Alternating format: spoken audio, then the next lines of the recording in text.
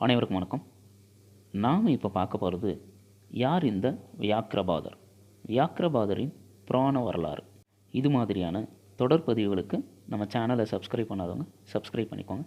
வாங்க பார்க்கலாம். ஒன்றை நினைக்கின் அது ஒளிந்திட்டொன்றாகும், அன்று அது வரினும் வந்தெய்தும் ஒன்றை நினையாத முன்வந்து நிற்பினும் நிற்கும் எனையாலும் ஈசன் செயல் என்ற ஔவையாரின் கூற்றுப்படி அப்படி அனைத்தும் ஈசன் செயல்களே.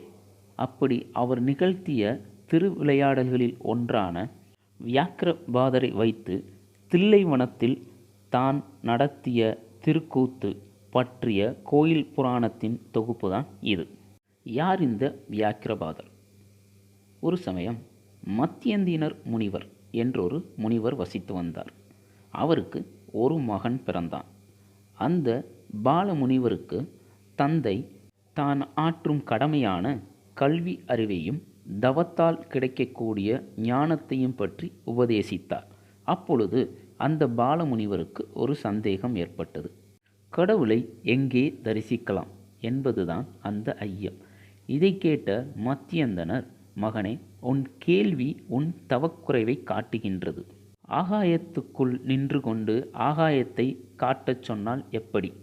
பார் முழுதும் பரபிரம்மம் சன்னதி. இந்த ஆகாசத்தில் நிறுத்தஞ்செய்வது சிவம். இந்த ஆகாசம் சிதம்பரம் என பெயர் பெறும் என்று தில்லை வனத்தை பற்றி எடுத்துரைத்தார். அந்த கணமே பாலமுனிவர் தில்லை வனத்தை அடைவதற்கு அனுமதி வேண்டி நின்றார். பெற்றோரும் அகமகிழ்ந்து ஆசீர்வாதம் செய்து அனுப்பி வைத்தனர். இப்படி பாலமுனிவர் அங்கிருந்து புறப்பட்டு தில்லைவன காட்டிற்குள் நுழைந்தார். அரியும் கரியும் திரிகின்ற காட்டில், அரி என்றால் சிங்கம், கரி என்றால் யானை, இது போன்ற பெரிய மிருகங்கள் இருக்கக்கூடிய காட்டில் பாலகனான அந்த முனிவர் யாதொரு பயமுமின்றி தன் தந்தை சொல்லியபடி தில்லைவன காட்டிற்குள் முளைத்த சிவலிங்கத்தை தேடி இறுதியில் சிவகங்கை குளத்தின் கரையில் ஆல நிழல் பிரியா பெருமானை தரிசித்தார். அப்படி தரிசித்த பெருமான் காலம் தவறாது பூஜை செய்யலானார். அப்படி அந்த சிவலிங்கத்திற்கு பூஜை செய்யும் பொருட்டு நீர்ப்பூ, நிலப்பூ, கோட்டுப்பூ, கொடிப்பூ என்று அனைத்து விதமான பூக்களையும், கோட்டுப்பூ என்றால் மரம், மரத்தின் பூ, இப்படி 4 வகை பூக்களையும் பறித்து கொண்டு வந்து திருமூலட்டானேஸ்வர பெருமானுக்கு அபிஷேகம் செய்து வழிபடலானார். அப்படி காலம் தவறாது பூஜை செய்து கொண்டிருந்தவர் மேற்கே ஒரு குளத்தையும் அதன் அருகே நல் மலர்களையும் கண்டவர் அங்கேயும் ஓர் சிவலிங்கத்தை ஸ்தாபித்து பிரதிஷ்டை செய்து வழிபடலானார். அப்படி பிரதிஷ்டை செய்த அந்த பெருமான் திருப்புலிச்சரமுடையார் என்று அழைக்கப்படலானார். இப்படி திருமூலட்டான முடையாரையும் தான் ஸ்தாபித்த திருப்புலிச்சரமுடையாரையும் தவறாது பூஜை செய்து வந்து கொண்டிருந்த சமயத்தில் இவர் பறித்த மலர்கள் பழுதாகி இருப்பதை அறிந்தார். என்ன செய்வது என்று யோசிக்கும் பொழுது, வண்டூதும் விடிதனில் அல்லெனில் ஓர்வழியும் தெரியாது பனியால் வழுவும். அதாவது பூக்களை விடிந்த பின் எடுக்கலாம் என்றால் வண்டூதும். வண்டு தேன் குடிக்கும், பூக்களை பழுதாக்கிவிடும். விடியும் முன் எடுக்கலாம் எனில் வழி தெரியாது, மலர்களின் பழுதும் தெரியாது. மரங்களில் ஏறி கைகால்கள் பனியினால் வழுக்கும். பழுதில்லாத பூக்கொண்டு சிவபூஜை செய்தற்கு யாது செய்வேன் என்று தளர்ந்தார். அப்படி அவர் தளர்ந்த மறு கணமே சிவபெருமான் இடப வாகன மேற்கொண்டெழுந்தருளி, நீ விரும்பிய வரம் யாது என்று கேட்டருளினார். அப்பால முனிவரோ, எம்பெருமானே, அடியேன் மரங்களில் வழுக்காமல் பற்றி ஏறுதற்கு அடியேனுடைய கால்களும் கைகளும் புலிக்கால்களையும் புலிக்கைகளையும் போல வலிய நகப்பற்றுடையவையாக இருக்கும் பொருட்டும் வழிபார்த்து நடத்தற்கும் பூக்களை பழுது பார்த்தெடுத்தற்கும் அக்கால்களிலும் கைகளிலும் கண்கள் பொருந்தும் பொருட்டும் அருள் செய்ய வேண்டும் என்று பிரார்த்தித்தார். சிவபெருமான் அவர் வேண்டுகோளுக்கு இணங்கி அருள் செய்தார். அன்று முதல் அவர் வியாக்கிரபாதர் என்று அழைக்கப்பட்டார். வியாக்கிரம் என்றால் புலி, பாதர் என்றால் பாதங்கள், புலி பாதங்களை உடைய வியாக்கிரபாதர். வியாக்கிரபாதர் முனிவர்களிடையே மிகவும் பிரசித்தி அடைந்தார். புலிக்கால்களையும் கைகளையும் அவற்றில் கண்களையும் சிவபெருமானிடத்தில் பெற்றமையைக் கண்டு வியந்து மகிழ்ந்து அனைவரும் வாழ்த்தினர், பாராட்டினர். இதை கேள்வியுற்ற தந்தை மத்தியந்தனரும் தனது மகனின் பெருமையை நினைத்தும் கேட்டும் பார்த்தும் மகிழ்ச்சியுற்றார். பின் மத்தியந்தனரும் தனது புதல்வருடன் சேர்ந்து திருமூலட்டான முடையாரையும் புதல்வர் தாவித்த திருப்புலிச்சர முடையாரையும் பூஜை செய்து வழிபட்டு வந்து கொண்டிருந்த சமயத்தில் மகா தவயோகியான வசிஷ்ட முனிவர் வியாக்கிரபாதருடைய தவச்சிறப்பை அறிந்து அவருடைய தந்தையாரின் விருப்பப்படியும் தனது சகோதரியாரை வியாக்கிரபாதருக்கு மணம் செய்து வைத்தார். வியாக்கிரபாதர் மணம் செய்து ஒரு சற்புத்திரரையும் பெற்றெடுத்தார். இப்படி வியாக்கிரபாதர் பெற்றெடுத்த பாலகனின் பெயர் உபமன்யு முனிவர். அந்த புத்திரரை வசிஷ்டருடைய மனைவி அருந்ததியார் தன்னுடைய ஆசிரமத்திற்கு எடுத்து கொண்டு போய் காமதேனுவின் பாலை ஊட்டி வளர்த்து வந்தாள். அப்படி காமதேனுவின் பாலை உண்டு வளர்ந்த உபமன்யு வியாக்கிரபாதரின் ஆசிரமத்திற்கு வந்து மற்ற உணவு வகைகளை ஏற்க மறுத்தார். ஏற்க மறுத்து பசியால் அழுகலானார். இவர் அழுகையை நிறுத்த கிருபா சமுத்திரமாகிய சிவபெருமான் பார்சமுத்திரத்தையே அங்கே வருவித்தார்.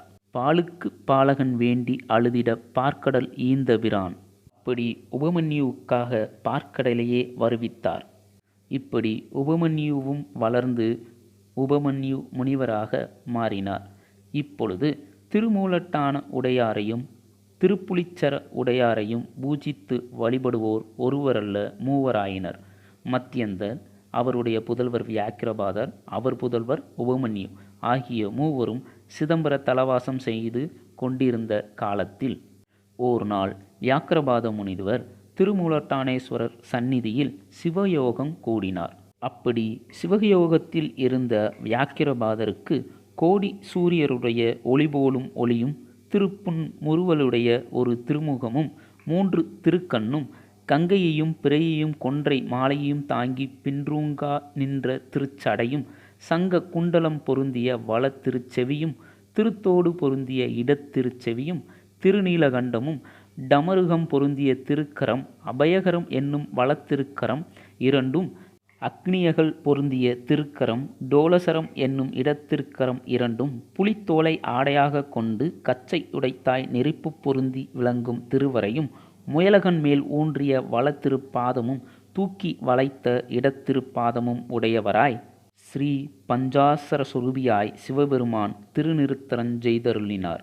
இப்படி ஒரு காட்சியை சிவயோகத்தில் கண்ட வியாக்கிரபாதரின் முனிவரின் கண்களில் கண்ணீர் ததும்ப, ரோமங்கள் சிலிர்க்க, கரங்கள் சிரமேற் குவிய, நா தழுதழுக்க, மேலும் மேலும் அந்த நிறுத்த தரிசனத்தை தரிசிக்க ஆசை மிகுந்து இந்த திரு தரிசனத்தை கண்ட இடமாகிய தேவதாரு வனத்தை உறைவிடமாக கொண்டதற்கு தவம் கைகூடவில்லையே என்று சற்றே தளர்ந்தார். பின்பு அப்படிப்பட்ட இந்த நடராஜ பெருமானின் திருக்கூத்தை கண்ட வியாக்கிரபாதர் இந்த தரிசனத்தை கண்ட இடமான தேவதாரு வனம் என்ற அந்த இடத்தில் தான் பிறக்கவில்லை, அந்த சமயம் தான் அங்கு இருக்கவில்லையே என்று தளர்ந்து போனார். பின்பு தெளிவு பிறந்து இந்த சிதம்பர தலம் அந்த திருநிறுத்தத்தை தரும் என்று துணிந்து அந்த திருநிறுத்தத்தை தரிசிப்பதற்கு இறைவனை வேண்டி பூஜை செய்யலானார். பூவிலையனும் புரந்தரனும் பூவுலகை தாவி வளர்ந்தோனும் தாமிருக்க நாவில் இளைஞக்கு இளைஞருடும் ஏழை அறியுமோ குளைநக்கும் பிங்கைகன்றன் கூத்து.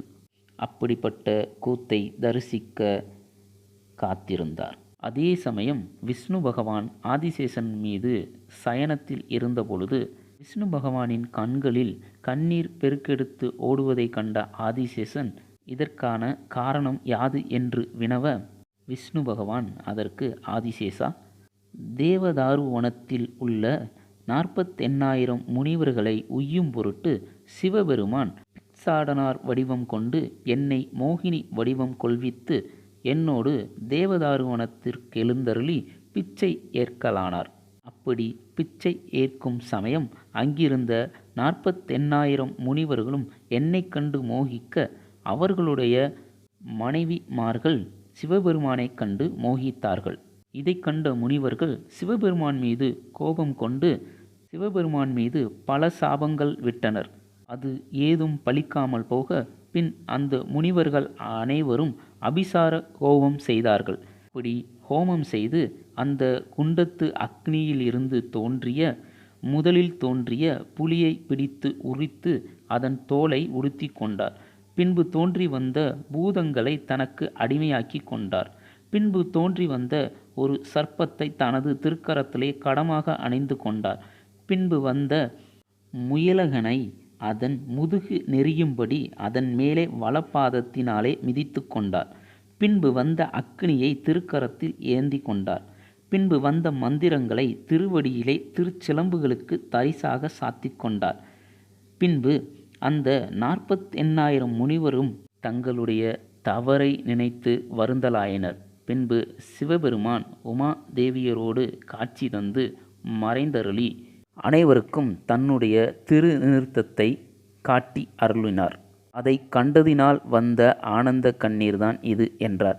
இதை கேட்ட பதஞ்சலியும் தானும் அந்த திருநிறுத்தத்தை காண வேண்டும் என்று விஷ்ணு பகவானிடம் முறையிட பதஞ்சலி கைலாயத்தில் தவம் செய்து அதற்கு ஏற்ற இடம் தில்லைவனம் என்று உணர்ந்து அவரும் தில்லைவனம் வந்து சேர்ந்து வியாக்கிரபாதரிடம் தன்னுடைய கதையையும் கூறி பின்பு இருவரும் சேர்ந்து அங்குள்ள திருமூலட்டான முடையாரை பூஜிக்க தொடங்கினர். இந்த பதஞ்சலி முனிவருடைய முழு வரலாறும் இதற்கு முன் நமது தொகுப்பில் இடம்பெற்றுள்ளது. நீங்கள் போய் அதை பார்த்துக்கலாம். கீழே டிஸ்கிரிப்ஷன் பாக்ஸில் அதோட லிங்க் நம்ம கொடுத்துருக்கோம், அதை பார்த்துக்கோங்க. இப்படி இவர்கள் இருவரும் சேர்ந்து பூஜை செய்து கொண்டிருந்த சமயத்திலும் இதை கேள்வியுற்ற மேலும் பல முனிவர்களும் அங்கே திருநிறுத்தத்திற்காக காத்து இருந்தனர்.